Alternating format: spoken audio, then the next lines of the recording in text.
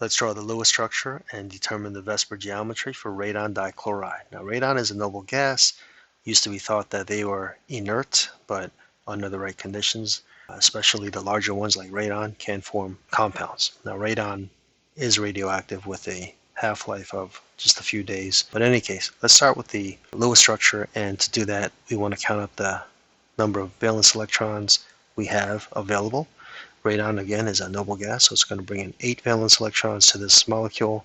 Chlorine is a halogen, so it's going to bring in 7.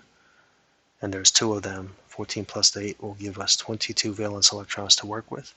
Let's put radon in the center because it's less electronegative.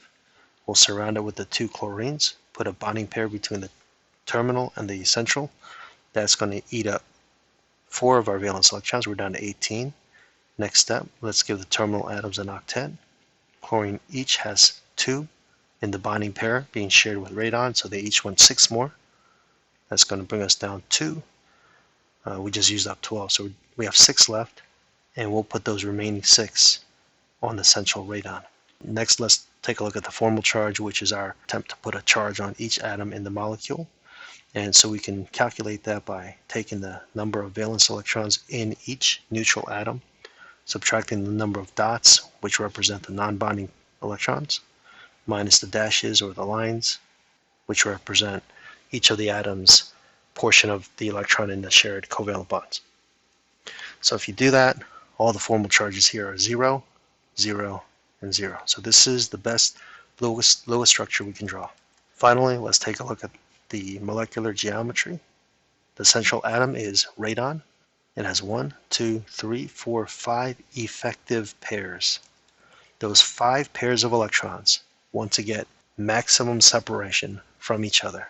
When you have 5 regions of electrons that are able to move away freely to maximize their separation, that parent geometry is going to turn into trigonal bipyramidal. That is the way for all 5 regions to be maximally separated. Now notice 3 of them are lone pairs, and only 2 of them are connected to other atoms. So that molecular geometry is going to be linear. But let's take a closer look at why that's the case.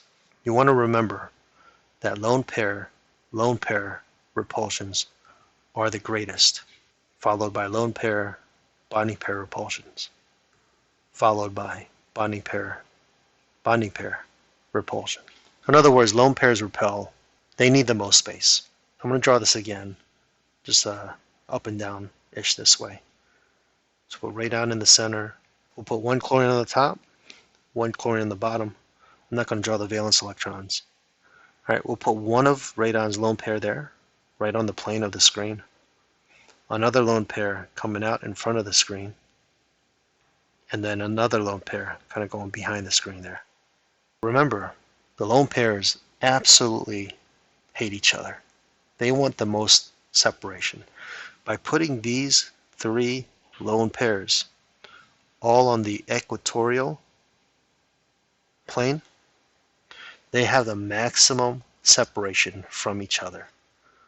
They are all 120 degrees apart, which is the maximum any 3 things that they want to separate as far as possible can ever get.